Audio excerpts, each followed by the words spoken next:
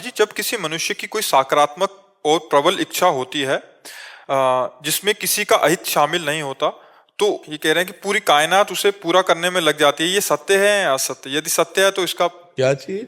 ये कह रहे हैं कि जब किसी की कोई सकारात्मक और प्रबल इच्छा हुई जिसमें दूसरे का अहित नहीं है, तो नहीं, दूसरे की अहित नहीं, लेकिन धर्मयुक्त है कि वासनायुक्त है, ये तो देखना पड़ेगा ना। और दूसरी बात है, तुम में उतना तप है, उस कामना के कायनात क्यों लग जाएगी?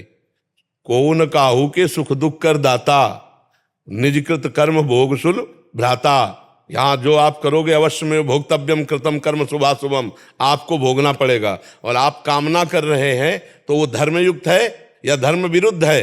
धर्मयुक्त है तो आपके अंदर उतना तप है कि नहीं उस कामना की पूर्ति के लिए, ये भी बात देखनी। धर्मयुक्त है, आप चाह कर रहे हो लेकिन आपके अंदर तप नहीं, तो आपको नहीं प्राप्त होगा। नहीं महाराज जी, पूर्णतः धर्मयुक्त है तो उसके लिए आपके अंदर तप होना चाहिए, आपके अंदर तप होना चाहिए। जब तप होगा तो उसका परिणाम आपको मिलेगा। सहयोग कोई नहीं करता इस सृष्टि में। सृष्टि एक दुकान है, यहां से लेकर देवता तक जितने भी देवी देवता हैं, आपको उतना अनुष्ठान करना पड़ेगा जितनी आपकी कामना की पूर्ति का है स्वरूप।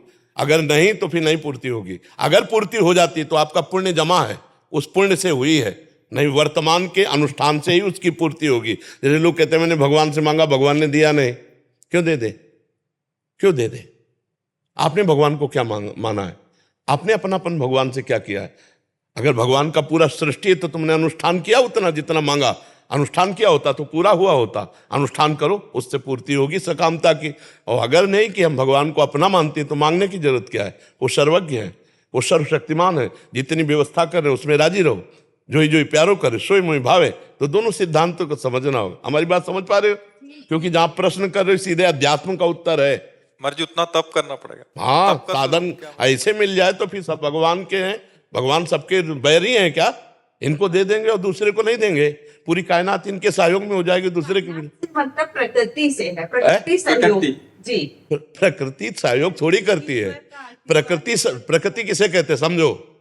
आकाश, वायु, अग्नि, जल, पृथ्वी।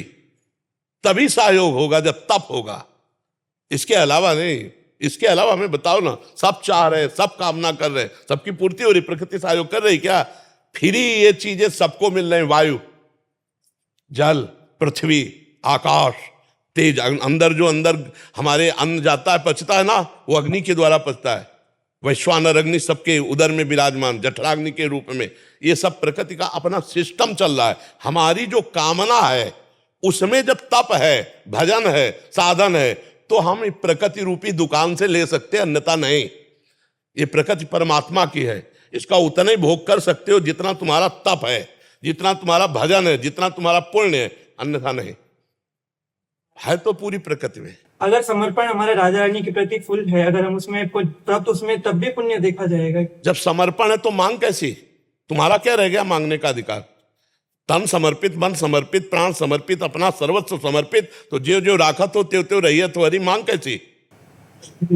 बदले में कुछ नहीं मांगना, राइट? समर्पित हो, समझ रहे? जैसे हमारे सब कुछ राधा रानी है, तो उनसे अपने लिए जैसे कि किसी और से अपना क्या रह गया? अपना क्या रह गया? बहुत शब्द अध्यात्म शब्द पे टिकता है। समर्पण किसका? तन वांग मनोभी रमले सोहम तविवासिता।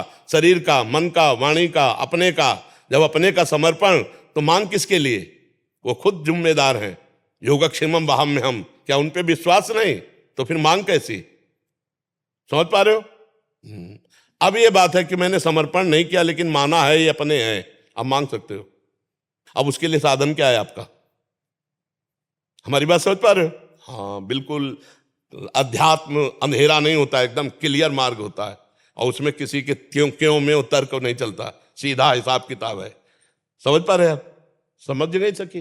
महाराज जी, जब करते हैं ना, जब करने के बाद में 2-4 दिन सही चलते हैं, चलने के बाद ऐसा आता है कि एक संक्रोध बढ़ जाता है, उठते हैं जब करते हैं, उसके लिए मार्गदर्शन।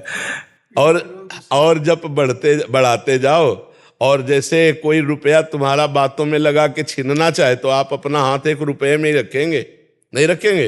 ऐसे ही जब तुम्हारे अंदर बात आ जाएगी कि मेरा भजन नष्ट करने के लिए मुझे क्रोध दिलाया जा रहा है, तो आप क्रोध नहीं करोगे, भजन को पकड़े रहोगे, राम राम कृष्ण कृष्ण। लेके कह देते हैं महाराज जी आप जानो हम नहीं जानते। तो फिर चिंता मत करो, राधा राधा राधा राधा राधा। ये आपके दर्शनों को बहुत प्रयास होता नहीं हो पाया, फिर मैंने कि महाराज जी आप सबको बुलाते हैं, मेरे को क्यों नहीं बुला रहे? तो आपने खटाक से मेरे को, ये तो श्री जी का उन्हीं के कृपा बल से जी।